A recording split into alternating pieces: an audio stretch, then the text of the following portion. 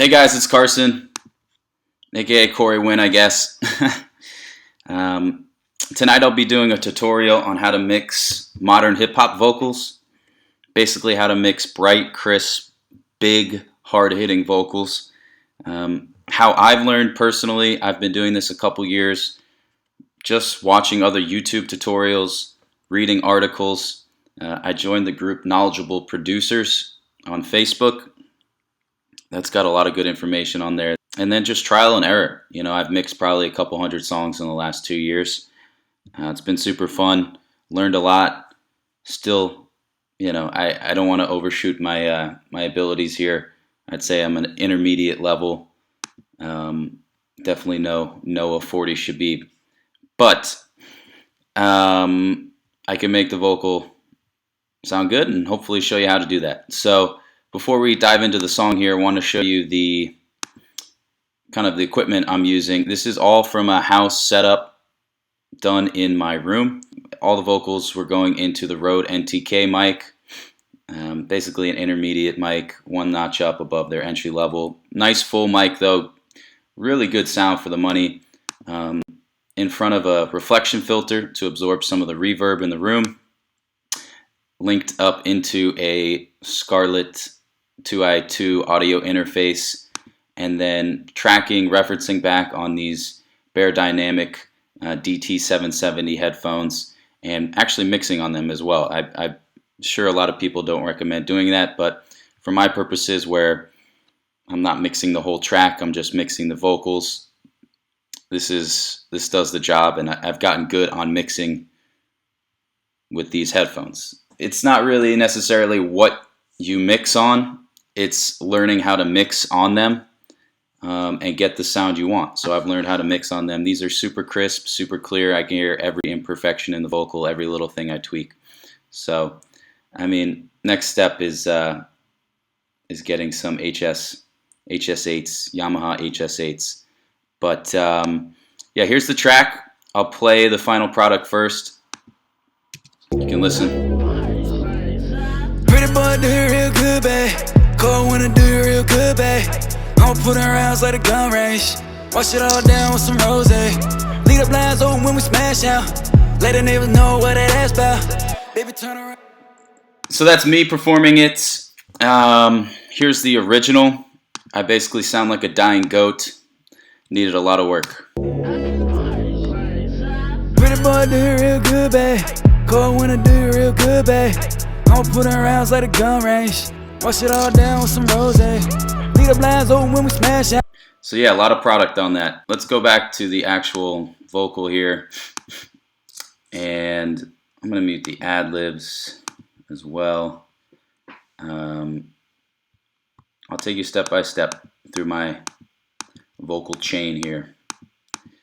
So first thing I put on whenever we're recording in a house or a bedroom, a closet, somewhere where the room's not treated acoustically, is this SPL Deverb plugin. And what this does is it eliminates all the background reverb from the audio signal. So it's cleaning up some of the noise, the mud that's coming from the room that you're recording in. If we solo this, maybe you can hear what it does. There's not too much on this recording, so it's not the best example, but if you listen closely, you should hear. Pretty boy do it real good, babe.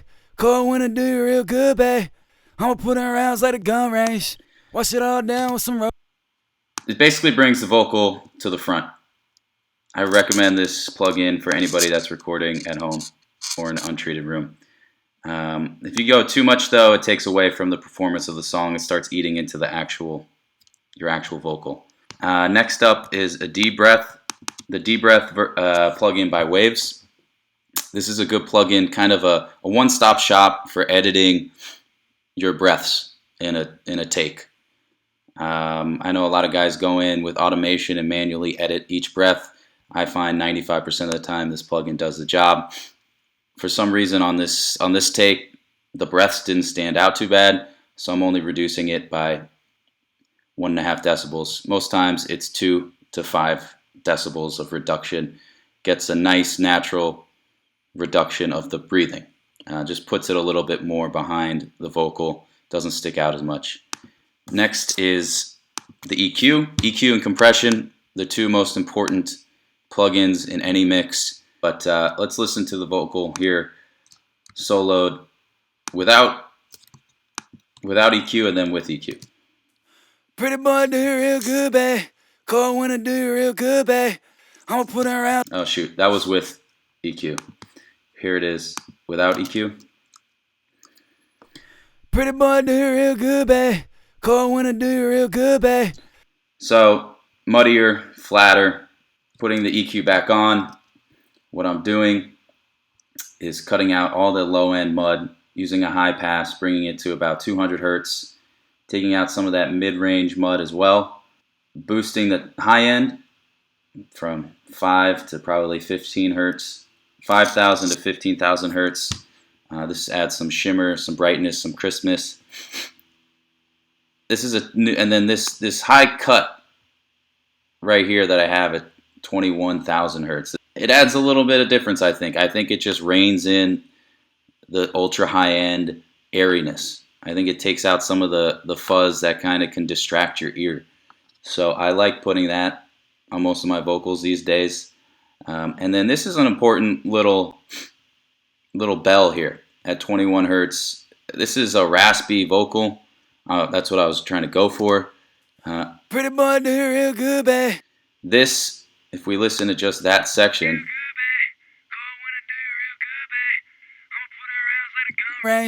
that brings out some more of that raspiness, that graininess. So I attenuated that there. I think it makes for a grittier vocal performance. Next up is the compression. I like to use the FabFilter compressor as well.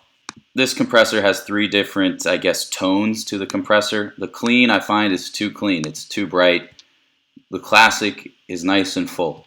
I like that on these vocals. The threshold, any audio signal above this negative 20 dB threshold will get compressed. It'll get compressed at a rate of 6 decibels, 6.4 decibels to 1. So for every 6 decibels that goes through, only 1 will go out. This is the rate at which the compressor takes hold. A lot of people think this is a pre-delay. It's not. This is actually kind of a ramp up to full compression capacity. So it'll take 0.8 milliseconds for the compressor to take full effect. In rap music, this attack time should be relatively quick. That's what adds a lot of bite. You know, the compressor hits right when you pronounce the word. But if you go too tight, the compressor doesn't let any of the transient through, and it kind of flattens out the vocal, takes away some of the performance. So it's a blending game.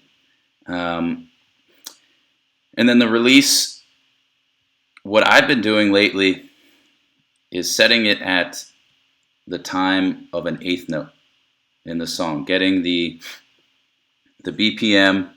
And what a nice trick that I like to do in Logic to find out the timing of 16th notes, eighth notes, quarter notes, whole notes, or half notes, is just go to a random track, open up the stereo delay, the stock stereo delay, after you put in the BPM 112 down there of the track. This little guy will show you 134 milliseconds for a 16th note, 268 for an eighth note. I used to just tinker around with the timing of the release, but lately I'm setting the timing of the release to an eighth note. It's a nice full compression setting. The compression stays around long enough so that the vocal makes an impact. If the release was here, the compression would hit and then it would immediately go back to its original audio signal level. But yeah, I used to just blend it, try to find a nice sweet spot, but 9 times out of 10, this level for an eighth note sits well in the mix. I know it's a little quirky, but it sounds nice lately. Now the ratio is important as well. this is basically how extreme are you compressing the vocal, how extreme are you compressing the audio signal that passes through above the threshold. I'm not going to lie, what I had it on is a lot, 6.42. Usually somewhere between 3.5 to 4.5, 3 to 4.5 is a nice level for the ratio, where it still makes a punch, it still makes the vocal bigger, but you retain the original performance. For some reason, I could just up the bite here on this track, and it sounded better and it hit harder.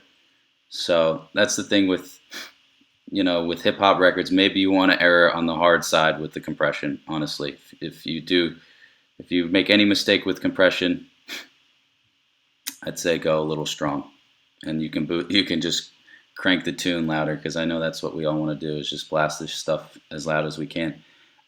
This button right here is pretty important. What this does is it mixes in the dry audio signal, basically the uncompressed audio signal. If it were turned all the way down, that's no dry audio signal being mixed in. But I brought it up. It smooths over the compression a little bit. This is basically a form of parallel compression. This is basically a form of me duplicating this track on a new layer with minimal compression and blending it back in underneath this lead vocal that's heavily compressed. That's basically what this knob does. It added a little more depth, a little more dynamics to the vocal here, so I liked it. I blended it in. The next plugin in my chain is Waves C6. Very important plugin. This is a multi-band compressor. This is basically an individual compressor for each frequency range. The first one being 16 hertz to 92 hertz. Second one being 92 to 823, 823 to 11, and then 11 up on up. And if you play the vocal, you'll see this line compressing each frequency range differently. Pretty boy do it real good, babe. Cold when I do it real good, babe. I'ma put her around. Now let's listen to the difference this makes. Here it is without the C6 multiband compressor. Pretty boy do it real good, babe. Cold when I do it real good, babe. I'ma put her around like a gun. And with the C6. Pretty boy do it real good, babe. Cold when I do it real good, babe. I'ma put her around like a gun range. So the biggest thing that's going on right here is it's holding back all these mid-range frequencies. Sounds like a gun range. Wash it all down with some. It's basically whenever that mud pops out, it's pulling it back.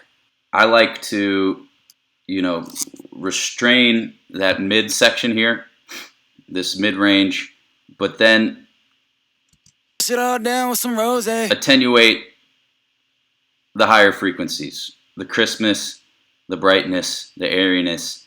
With some rosé. Lead up loud. Kind of also compressing it, but increasing the gain for whatever is lost. It adds for a little bit of a shinier vocal. Lead up lines open when we smash out. Let the neighbors know what that ass about.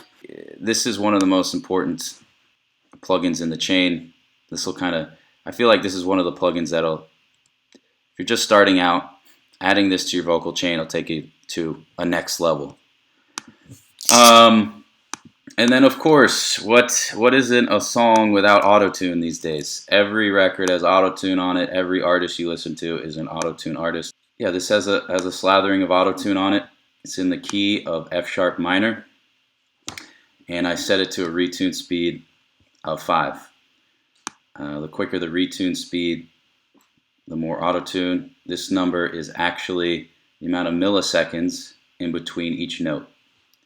So this is the T-Pain setting. When it's on 0, there's 0 milliseconds between each note that autotune grabs, because it's moving from one note immediately to the next without any transition or blending in between. So yeah, let me just bleed this in. Pretty boy do it real good, babe. Cold winter do it real good, babe. I'ma put in rounds like a gun range. Wash it all down with some rose. Leave the blinds open when we smash out. Let the neighbors know what that ass bout. Baby, turn around, let that ass bounce. Baby, turn around, let that ass bounce. One thing that is a little different with this auto-tune setting is this tracking feature up here. This basically alters the algorithm that this plugin uses to detect if it's a note or if it's just something that's not sung. If it's not a note, if it's not somebody singing. So if you relax that algorithm, it's going to pick up more of the audio signal. It's going to think more of your audio signal is being sung. So it'll auto-tune more of the audio signal. This track where it's kind of half sung, half rapped, when I had it on the default setting, which is 50, I got a few wiggly notes in there, notes that I didn't want. So I tightened up how many notes auto-tune picked up in my performance, and it actually took out some of the distracting bad notes. So don't overlook that feature up there. A lot of times you can't really hear a difference, but a lot of times it helps too. Next up is FabFilter DS. This is a pretty easy plugin, but a de-esser it's attenuating the harsh frequencies, the S's, the consonants and the S's, basically attenuating the frequencies up here in that 6,000 to 14,000 range. And those frequencies pop out, they grab your ear, they're harsh. This is a very nice plugin, very easy plugin to use for de-essing vocals. I know there's a few other Waves plugins, but this is the best sounding one in my opinion. And you can actually see it. Pretty boy do it real good, babe. Cold winter do it real good, babe. I'ma put in rounds like a gun range. Wash it all down with some rose. So if you see there the yellow sections that are moving on by, those are the S's and the C's that FabFilter picked up and reduced a whole 6 dB in dynamic range. So it pushed it back behind the rest of the audio input, the audio signal. Next is the stock spread. Very minor here. If you go too wide, the vocal loses some hit. It loses some bite. So this is basically keeping the vocal directly in the middle, but widening it up just some a rose. Leave the blinds open when we smash out. Let the neighbors know what that ass bout. Baby, turn around. It's pretty much inaudible, but I think it does a little bit. And now trying to make it a little bit bigger, the vocal. So this is a great plugin. You'll be able to hear this one. So here it is without this ozone imager. Boy, do it real good, babe. Cold winter do it real good, babe. Here it is with the plugin. Good, babe. I'ma put in rounds like a gun range. Wash it all down with some rose. It adds a metallic feel to it. It adds a bigger, wider, metallic feel to it. Travis Scott, Kanye West, they definitely slapped this on their vocals a whole bunch. You can definitely hear it if I turn it up. With some rose. Leave the blinds open when we smash out. Let the neighbors know what that ass bout. Baby, turn around, let that ass bounce. Baby, turn around, let that ass bounce. And this is basically the extent. How wide do you want this spread to be? And then I'm exciting the high end here. This is Ozone 5 harmonic exciter. There's 6 different types of excitement going on over here. Just a trial and error of which sound you think fits best for the record. I'm using the tape exciter here, and it's a multi-band exciter. So I'm not doing anything with the low end. You start exciting the low end, it gets real muddy. I'll show you. Bounce, pretty boy, do it real good, babe. Cold winter, do it real good, babe. Actually, it could be used as a nice distortion effect. But just this. I'm a reach frosted like Fruit Loops. I'ma pick it up in the new coupe. Lead the blinds This plugin just adds a little bit more crispiness, a little more excitement to the high end, which is what we want because it started out pretty muddy. And then this plugin, FabFilter Saturn, this is one of the best distortion plugins out there.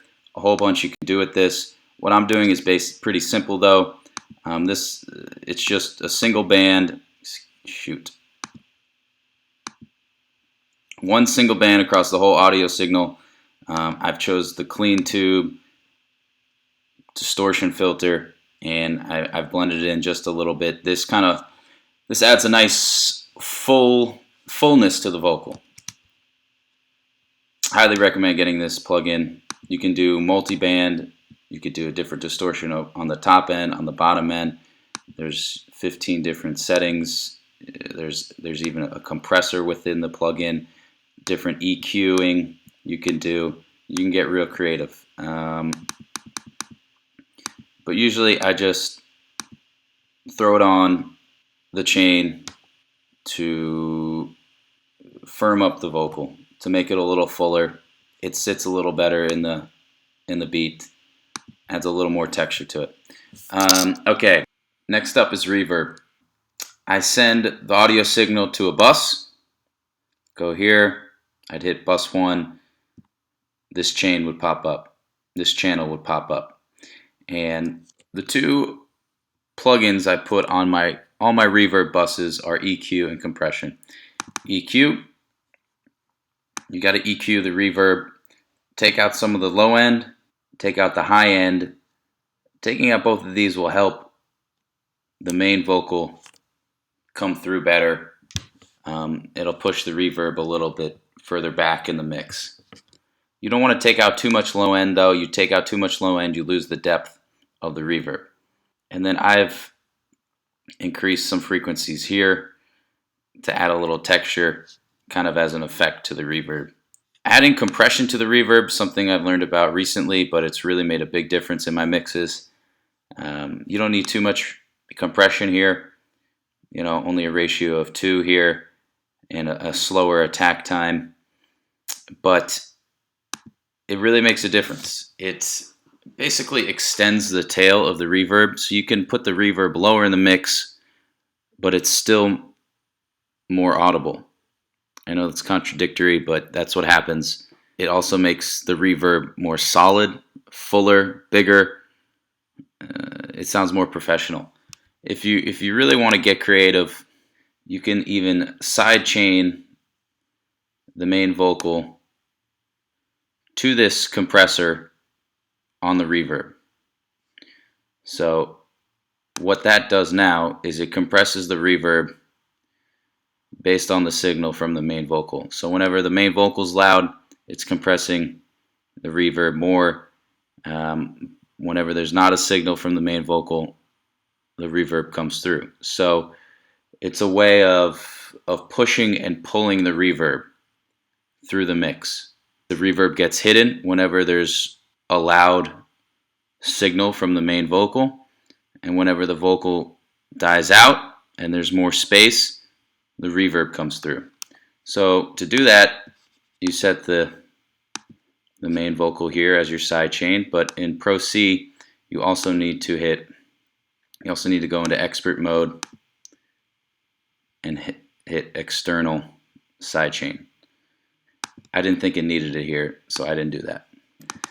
Here I've used the Lexicon reverb. I know the Space Designer, the stock reverb in Logic is good. So is Reverb by Waves. I use Reverb sometimes. There's a million reverb plugins out there. I like a Hall reverb here as opposed to a plate reverb. Hall reverbs are bigger. They're a little darker. Maybe they're a little muddier, but they're bigger. They're shinier. They add for more presence. What's important is the pre-delay. This is the amount of time it takes before the reverb kicks in. You want to have some space here to let the vocal breathe. And this 34 seconds is actually set in time with the beat. So if you go back here to my little trick, I get the milliseconds that are in time with the beat. A 16th note is equal to 134 milliseconds. I divide it by 2 to get a 32nd note. I divided it by 2 again to get a 64th note. And that's how you end up with 34 seconds or 134 seconds of pre-delay. It frees up the vocal, gives it space. The reverb time, basically how long is the tail on the reverb? The shorter the reverb time, the smaller the reverb, the less present the reverb is, the more the main vocal is going to come through. This is a big reverb, but the way I have it EQ'd and the way I have it compressed kind of push it down low. So it's a big shimmering reverb, but it's not overpowering the vocal. I think that's all you need to know there. Normally what I would do next is go down to another bus and add a delay. But on this track, I've copy and pasted this track, this layer, the hook main, copy and pasted it down here to audio 6. I should call this hook effect. Let's just call it that right now. And I've mixed this layer a little differently and blended it up underneath the hook main track. If you listen to this, this is where I add all the delay and kind of all the additional widening effects.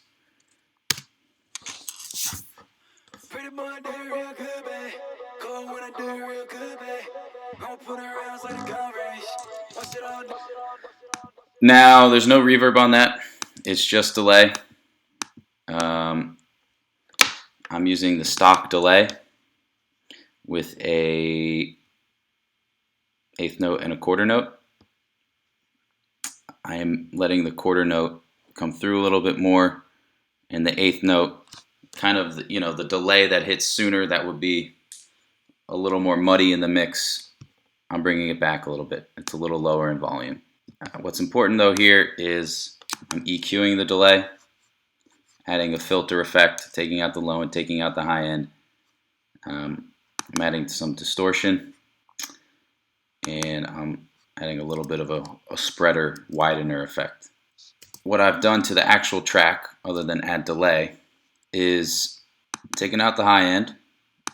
So all those clarity frequencies up here in 5 to 10,000 hertz, I'm bringing them down a little bit so it doesn't fight with the main vocal, with the lead layer up here. And then the other important plugin I'm putting on this layer is a doubler effect. So what this does is, it's by waves.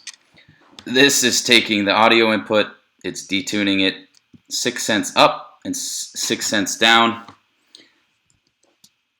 and then it's painting that tuned signal to the left and right, those two tuned signals to the left and right.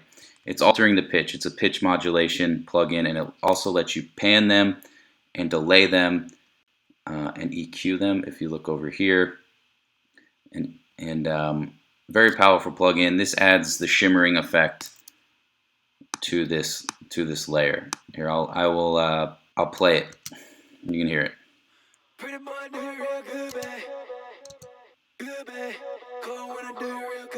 It's wide. It's very wide. And another thing I've done to add it more of an effect is this direct layer here is the raw audio input, not pitch changed at all. I've removed that. So all I have is the pitched up and the pitched down vocal. The original vocal's gone in the center, and all I have are these two on the left and the right. And the left speaker and the right speaker panned all the way to the left, panned all the way to the right. And if you listen, I'll solo just these two main vocal tracks. Pretty boy do it real good, babe. Cold when I do it real good, babe. It's deep. Bringing this in adds a lot of depth to the vocal. I'll take it out. Real good, babe. I'ma put in rounds like a gun range. Wash it all down with some rose. Leave the blinds open when we smash out. Let the neighbors know what that ass about. It adds depth without interfering with the main vocal without adding muddiness. So that's the whole point. You don't want things conflicting with each other. Let me think what else is left. Maybe some automation. Not too much automation here. Just fading it out at the end. Adjusting the volume on some ad-libs. And adjusting the volume on the main vocal here, where maybe I didn't pronounce it clearly enough. I wanted it to come through a little better on some phrases. Raising the volume just a touch. That's important. You want to make sure all these little things add up. You want to make sure every phrase is audible and clear. On the ad-libs, this is the ad-lib track. I'll go through this quickly. One nice thing is, I pan them all to the right. In the intro, they're panned to the left. I think that's the left, and then I pan them to the right throughout the whole song. This makes a big difference. You can have your ad-libs sit louder in the mix, but they're also off to the side so they don't conflict with the main vocal. And basically what I'm doing here is a totally different EQ. Trying to make them gritty, kind of give them that telephone effect. You take out the low end, you take out the high end, and you push and pull some other frequencies until it's filtered. And then I'm really compressing them. I have even a second compressor on them so that nothing pops out in front of the main vocal. So let me know what you guys think. I'll post a link to the full track below.